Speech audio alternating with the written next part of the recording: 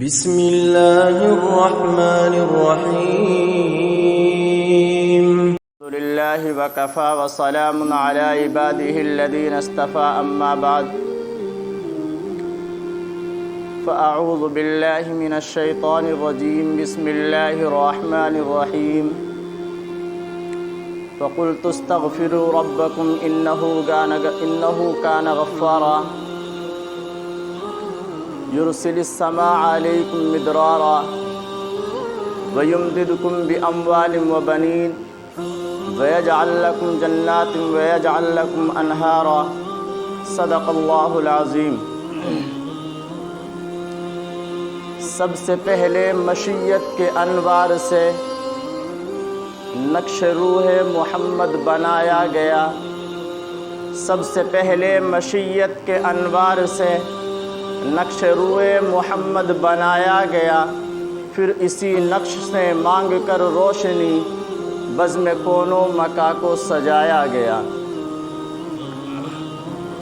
جس آیت کی تلاوت آپ حضرات کے سامنے کی گئی ہے، اس میں اللہ تبارک و تعالی نے زندگی کے اندر جو ضرورت ہو، جو ہمیں حاجت ہو، کس طرح پوری کرانی ہے، اس کے اندر وہ راز ہمیں بتلایا ہے۔ رمضان المبارک کا دوسرا عشرہ چل رہا ہے، اس کے اندر اللہ تبارک و تعالیٰ کی طرف سے مغفرت کا اعلان ہوتا ہے۔ نبی کریم صلی اللہ علیہ وسلم نے فرمایا کہ تم اس عشرے کے اندر استغفار زیادہ کیا کرو، استغفار زیادہ کیا کرو۔ اس استغفار کی کتنی بڑی فضیلت ہے، اور استغفار کے ذریعے سے اللہ تبارک و تعالیٰ کتنی آسانیاں فرماتے ہیں۔ حضرت حسن رضی اللہ عنہ سے ایک شخص نے آ کر کے سوال کیا، سوال نہیں بلکہ اس نے اپنی حاجت کو بیان کیا اور کہا کہ حضرت میرے لیے دعا فرما دیجئے کہ میرے اولاد نہیں ہوتی، میرے اولاد نہیں ہوتی۔ تو حضرت حسن نے فرمایا کہ آپ استغفار کیا کرو۔ ایک اور شخص آیا، اس نے کہا حضرت بارش کے لیے دعا فرما دیجئے کہ اللہ بارش فرما دے، فرمایا استغفار کیا کرو۔ ایک اور شخص آیا اور اس نے دریافت کیا کہ حضرت ہمارے لیے ہمارے باغوں کے اندر پھل نہیں آتے، پھل آتے ہیں تو بہت تھوڑے آتے ہیں، تو ہمارے لیے دعا فرما دیجئے کہ اللہ تبارک و تعالی ہمارے باغ کے اندر پھل زیادہ لگا دے، خوب پھل آیا کریں۔ تو فرمایا کہ استغفار کیا کرو۔ بات کتنی ہو گئی؟ 3، بارش، اولاد اور پھل۔ اب ان کے جو خادمین تھے انہوں نے کہا کہ حضرت جو شخص بھی آیا آپ نے سب کو استغفار کا وظیفہ بتلایا ہے، کیا آپ کو کوئی اور وظیفہ یاد نہیں ہے؟ فرمایا کہ بھائی میں نے کون سا اس کو کوئی غلط بات بتلائی ہے، بلکہ ان تمام چیزوں کا استغفار کے ساتھ تعلق تو قرآن بیان کرتا ہے۔ قرآن کریم کہتا ہے استغفروا ربکم انہ کان غفارا، تم استغفار کرو، اللہ تبارک و تعالی غفار ہے، تو جو غفار ہوگا معاف کرے گا نا۔ آگے یرسل السماء علیکم مدرارا، اور آسمان سے تمہارے لیے بارشیں برسائے گا استغفار کے نتیجے میں۔ وَيُمْدِدْكُمْ بِأَمْوَالٍ وَبَنِينَ، اور تمہارے مال میں بھی برکت کرے گا اور اولاد میں بھی بڑھوتری کرے گا۔ وَيَجْعَلْ لَكُمْ جَنَّاتٍ وَيَجْعَلْ لَكُمْ أَنْهَارًا، اور تمہارے لیے باغات کے اندر بھی اضافہ کرے گا، باغات کو بھی پیدا کرے گا، اور تمہارے لیے نہریں بھی پیدا کرے گا، نہریں بھی مہیا کرے گا۔ اب جب کسی کو یہ بتلایا جائے کہ استغفار کرو استغفار کرو، نبی کریم صلی اللہ علیہ وسلم ہر صبح ہر شام اپنی ذات کے لیے 100 مرتبہ استغفار کیا کرتے تھے۔ استغفار سے اللہ تبارک و تعالی مالی پریشانی بھی دور کر دیتا ہے، اولاد سے محرومی بھی دور کر دیتا ہے، بارش کے انبار لگا دیتا ہے، بارشیں برسا دیتا ہے، باغات کے اندر پھل زیادہ کر دیتا ہے۔ لیکن ہم دیکھتے ہیں کہ ہم استغفار کر رہے ہیں، لیکن یہ تمام نعمتیں ہمیں میسر کیوں نہیں ہوتی؟ اللہ نے ہماری رزق میں کمی کی کس وجہ سے؟ کہ ہم نے نمازوں میں کمی کی ہے۔ اللہ نے ہمارے رزق میں کمی کی کس وجہ سے؟ ہم نے زکوٰۃ دینے میں کوتاہی کی ہے۔ اللہ نے ہمارے رزق میں کمی کی کس وجہ سے؟ ہم نے اپنے بھائی کے مال کو کھایا ہے۔ اب استغفار اپنا کام کرے گا، لیکن استغفار کرنے کا مطلب یہ ہے کہ یا اللہ مجھے معاف فرما دے۔ استغفار کا مطلب یہ تو ہوگا نا، یا اللہ تو میری بخشش فرما دے، مجھے معاف فرما دے۔ معافی کس سے؟ میں نے نمازیں چھوڑی ہیں، یا اللہ مجھے معاف فرما دے، آگے نہیں چھوڑوں گا۔ میں نے اپنے بھائی کو ستایا ہے، یا اللہ مجھے معاف فرما دے، آگے نہیں ستاؤں گا۔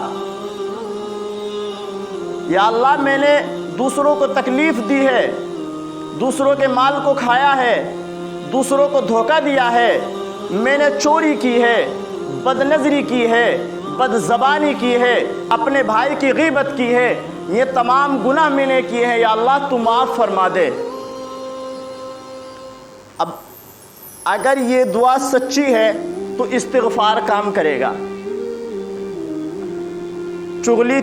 چغلی سے بچنے کی دعا مانگ رہا ہے اور گھر جا کر کے پھر چغلی کر رہا ہے، اسے استغفار کام نہیں کرتا۔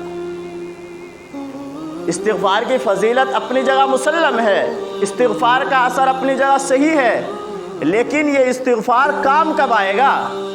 تب آئے گا جس کی وجہ سے تم نے جس کام کی چھوڑنے کی تم نے بات کی ہے اور تم نے توبہ کی، یا اللہ میں نے گناہ کیے ہیں مجھے معاف فرما دے، تو وہ گناہ آج سے نہیں کرنے، تب استغفار کام کرے گا۔ اور ہمارا عالم یہ ہے کہ مسجد میں بیٹھے دعا مانگ رہے، یا اللہ برکت دے برکت دے برکت دے۔ برکت کا گر تو اللہ نے ہمیں بتلایا ہے، برکت کا گر کیا ہے؟ استغفار۔ اور عشرہ رمضان المبارک کا کون سا چل رہا؟ دوسرا۔ نبی کریم صلی اللہ علیہ وسلم نے فرمایا اس عشرے کے اندر خوب استغفار کیا کرو۔ برکت کا گر استغفار، اولاد کے لینے کا گر استغفار، مال میں بڑھوتری کا گر استغفار، بارشیں کروانے کا گر استغفار۔ لیکن یہ استغفار کب کامیاب ہوگا؟ تب جس کی وجہ سے بارشیں رکی ہیں وہ گناہ چھوڑنا ہوگا، جس کی وجہ سے رزق کی برکت رکی ہے وہ گناہ چھوڑنا ہوگا۔ استغفار ہے نا، ایک آدمی کہتا ہے مجھے استغفار کرنے سے کوئی فائدہ نہیں ہوتا، آپ کہتے ہو 8 دن میں اللہ تبارک و تعالیٰ یوں انبار لگا دیں گے، مجھے تو کچھ نہیں فائدہ ہوا۔ بھائی استغفار کرتا ہے اور تو کرتا کیا ہے؟ نہیں رات میں ٹی وی بھی دیکھتا ہوں، یہ استغفار کامیاب نہیں ہونا۔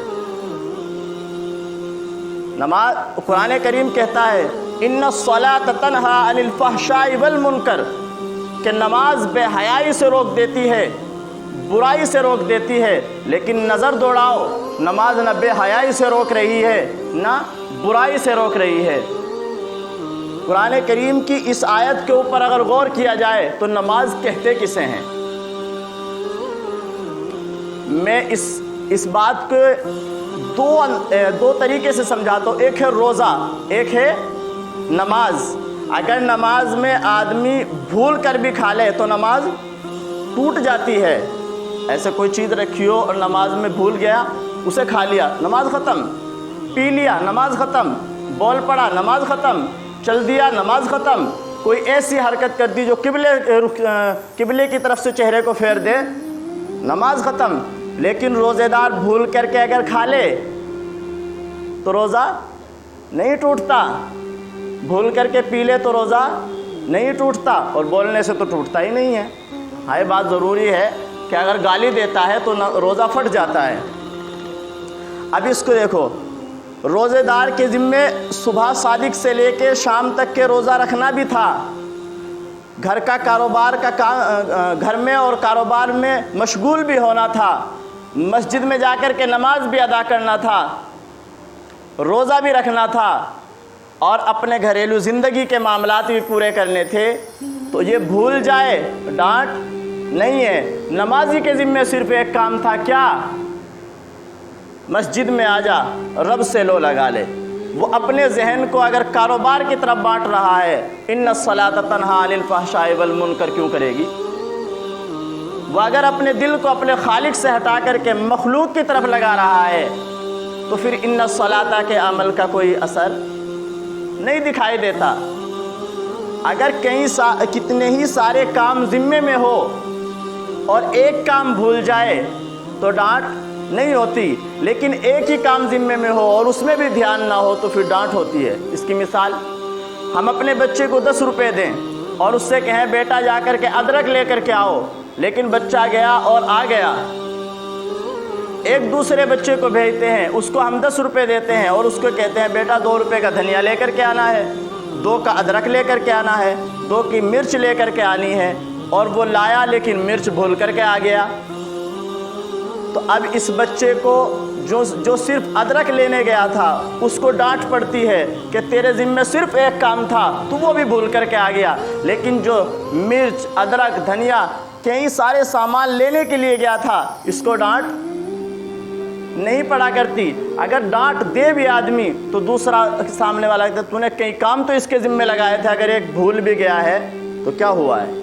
تو روزے دار کے ذمے کام کئی ہیں، بھول بھی جائے تو ڈانٹ نہیں ہے، بھول معاف ہے، لیکن نمازی کے ذمے صرف کام ایک تھا کہ اپنے رب سے لو لگا، اپنے رب کا دھیان کر، اپنے رب کی طرف توجہ کر۔ لیکن یہ اگر اپنے ذہن کو ہٹاتا ہے، اپنے ذہن کو ہٹاتا ہے تو ڈانٹ ہے۔ اسی لیے جب ہماری نماز جیسی نہیں ہے، اسی وجہ سے ان الصلاۃ تنہی عن الفحشاء والمنکر کہ برائی اور بے حیائی ہم سے دور نہیں ہوتی۔ اور کمال یہ ہے ہمارا کہ ہم مسجد میں آ کر کے دعا کر رہے ہیں، یا اللہ ہمیں معاف فرما دے، اور گھر جا کر کے وہی گناہ لوٹا رہے ہیں۔ یہ کام تو صحیح وفادار کا نہیں ہو سکتا۔ ایک تو یہ بات تھی کہ دوسرا عشرہ چلا ہوا ہے، استغفار کثرت سے کرو، اور استغفار کا مطلب میں نے بتلا دیا کہ انسان جس گناہ پر نادم ہے، شرمندہ ہے، اپنے دل کے اندر جس گناہ کی تڑپ رکھ رہا ہے، اللہ مجھے اس گناہ سے نکال لے، اس گناہ کو چھوڑنے کا ارادہ بھی کرے، چھوڑنے کا ارادہ بھی کرے۔ بھائی گناہ پیسے دے کر کے ہم کر رہے ہیں، 250 کا، 300 کا، 400 کا اپنے موبائل کے اندر پیک کرا رہے ہیں، اس کے اندر ریچارج کرا رہے ہیں، پھر فلم دیکھ رہے ہیں، کمال ہوا۔ گناہ بھی پیسے گرا کر کے، اپنا پیسہ خرچ کر کے کر رہے ہیں، کمال۔ فری میں کر لیں تو کوئی بات بھی لگے، وہ بھی گناہ ہے، اسے بھی نہیں کرنا چاہیے، لیکن پیسے گیر کر کے ٹی وی دیکھنا، اپنے موبائل کے اندر بے حیائی دیکھنا، اور بہت سارے کام ہیں جو موبائل کے ذریعے سے، موبائل کے اندر تم دیکھ لو، دینی بات سن لو، پورا دن اسی کام میں لگ گیا ہے کہ صرف موبائل کے اندر جو بے حیائی چل رہی ہے۔ اللہ اس سے ہم سب کی حفاظت فرمائے۔